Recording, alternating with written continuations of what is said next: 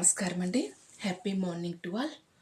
దైవాన్ని దూషించడం కన్నా ధర్మాన్ని ఆచరించడమే మేలు అని ఆచరించి చూపెట్టి ఆదర్శమైన వ్యక్తి ధర్మరాజు గారు. ఈర్ష్య, అసూయ, ద్వేషాలనే ఆభరణాలుగా కలిగి వంశ గౌరవం, వంశ పతనానికి కారణమైన దుర్యోధనుడు.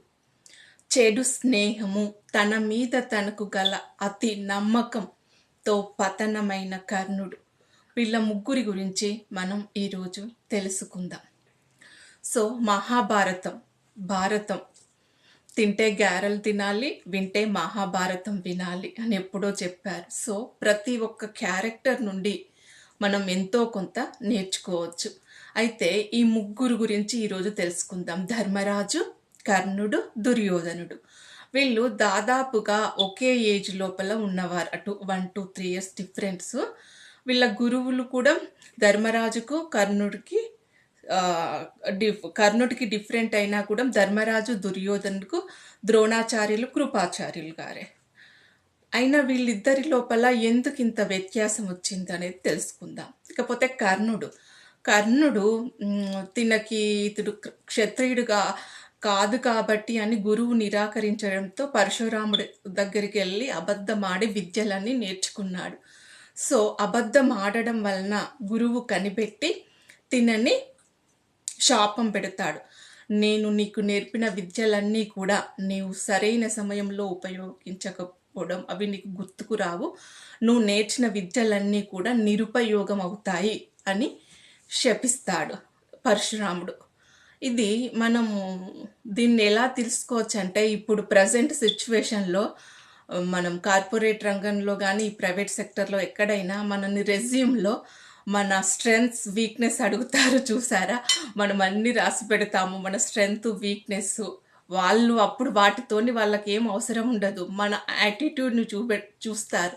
ఎప్పుడైతే మన యాటిట్యూడ్లో డిఫరెంట్ వస్తుందో, మన స్ట్రెంగ్త్స్ ఏంటి, వీక్నెస్ ఏంటిది చూసి వాటిపైన దెబ్బ కొట్టి మన కెరియర్ని అటో ఇటు కాకుండా చేస్తారు. సో యాటిట్యూడ్ అనేది చాలా ఇంపార్టెంట్ ఎక్కడైనా. ఇది కర్ణుడి విషయంలో నిరూపించడం జరిగింది. సో గురువు తిని పసికెట్టి తిను నేర్చుకున్న విద్యలన్నీ కూడా నిరుపయోగమయ్యే విధంగా శాపం పెడతాడు. ఇది మళ్ళీ చెడు స్నేహం. కర్ణుడు దుర్యోధనుడి దగ్గరికి వెళ్తాడు. తిన ఐడెంటిటీ కోసం పరితపన, తన తల్లిదండ్రులు ఎవరు అనేది పెంచుకోవడం వల్ల వాళ్ళే అనుకుంటారు. కానీ క్షత్రియుల రక్తం, బ్లడ్ కుంతీదేవికి పుట్టడం వలన సూర్య భగవాన్తో ఆ తేజస్సు ఉండి తను శౌర్యం అన్నీ నేర్చుకుంటాడు. అర్జునితోని పోటీ పడతాడు. ఆ పోటీ పడిన సందర్భంలో అర్జున్ పైన గెలిచే సందర్భం లోపల నువ్వెవరు ఏంటి అని ఆ గురువులు అడగడం వలన కర్ణుడు చెప్పలేకపోతాడు. అప్పుడు దుర్యోధనుడు నేను నా సపోర్ట్ చేసి నా సగం రాజ్యం ఇస్తాను అని అంగరాజ్యం చేస్తాడు. అప్పటి నుండి తను దుర్యోధను దగ్గరికి స్నేహితుడైపోతాడు, తనకి బానిస అయిపోతాడు. అంటే తను మంచా చెడా చేస్తున్నాడని చూడడు, తనకు సపోర్ట్ చేసి తనకు గౌరవం కల్పించి రాజ్యాన్ని కల్పించాడు కాబట్టి తనకు విధేయుడిగా ఉన్నాడు. సో ఇది కూడా ఇప్పుడు జనరేషన్ వాళ్ళు నేర్చుకోవాల్సింది ఏంటంటే, బిఫోర్ మ్యారేజ్ పిల్లలు పుడితే వాళ్ళను తల్లులు పెంచలేరు, సమాజానికి వాళ్ళ పేర్లు చెప్పలేరు. దాని వలన ఆ అబ్బాయి ఎంత మంచి విద్యలు నేర్చుకున్నా, ఎంత మంచిగా ఉన్నా కూడా చెడు స్నేహం, చెడు లోపలికి ఎవరు తనని సపోర్ట్ చేస్తారో అతడిని వైపే వెళ్ళిపోతాడు అనేది ఇది కర్ణుడి క్యారెక్టర్ వలన తెలిసిపోతుంది.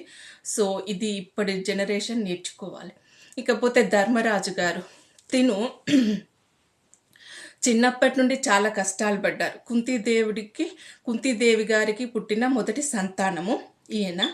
ధర్మరాజుతో కుంతీదేవునికి కలుగుతాడు. అయితే ఈయన పేరులోనే ధర్మాత్ముడు ఉండడం వల్ల ధర్మాన్ని తప్పితే ఇతనికి వేరేది అబద్ధాలు ఆడడం ఏమీ తెలియదు. కాకపోతే ఇతని వీక్నెస్ ఏంటంటే జూదం ఆడడం వలన తన రాజ్యాన్ని కోల్పోతాడు, భార్యను కూడా కోల్పోతాడు. అయితే అప్పటి నుండి రియలైజ్ అవుతాడు తన గురువుల మాటలను, పెద్దల మాటలను వింటూ తన తమ్ముళ్లను, తన భార్యను జాగ్రత్తగా చూసుకుంటూ వచ్చాడు. ఇక్కడ ఇతడు కోపానికి కానీ ఆవేశానికి కానీ లోన్ అవ్వకుండా తన చుట్టూ ఉన్న వారి యొక్క సలహాలను తీసుకుంటూ ముందుకు నడిచాడు. ఇది తనను నిలబెట్టింది. సో, ప్రెజెంట్ సిట్యుయేషన్‌లో కూడా ఇలాంటి సందర్భాలు, వ్యక్తులు అందరూ ఉంటారు. మనల్ని ఆవేశపరచడానికి మాటలంటారు. మనల్ని రెచ్చగొట్టడానికి ఏదో ఒక అలవాటు చేస్తూ ఉంటారు మన చుట్టుపక్కల ఉన్న వాళ్ళే. సో, మన స్ట్రెంగ్త్, వీక్‌నెస్ ఏంటో కనిపెట్టుకొని ముందుకు సాగిపోయి మంచి నడవడికతో మెలగాలని కోరుకుంటూ, మన యాటిట్యూడ్ అనేది చాలా ఇంపార్టెంట్.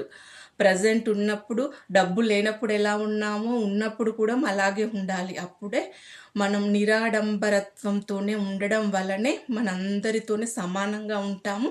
ఇటు గురువులు, పెద్దలు, బంధువులు, సమాజము, భార్య, పిల్లలు, భర్త అందరూ కూడా మనల్ని ఆదరించి మన వ్యక్తిత్వం నిలబడుతుంది.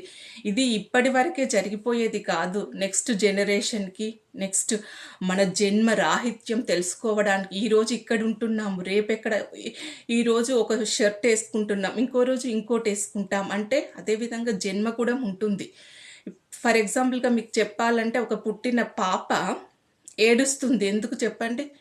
తను భూమి మీదకి వచ్చినప్పుడు పాలు తాగాలి. పాలు ఇవ్వకపోతే ఏడుస్తుంది. అదే పాలు పడితే తను సైలెంట్‌గా ఊరుకుంటుంది. అదేవిధంగా మనకు కూడా ఏదో కావాలి. కానీ ఏది కావాలో తెలీదు. ఆ కావాల్సింది ఏంటో తెలుసుకోగలిగితే మనం ఏడుపును ఆపేస్తాము. సరియైన మార్గంలో ఎళ్లుతాము. సో, ముందు కనుక్కోండి మీకేం కావాలో అనేది.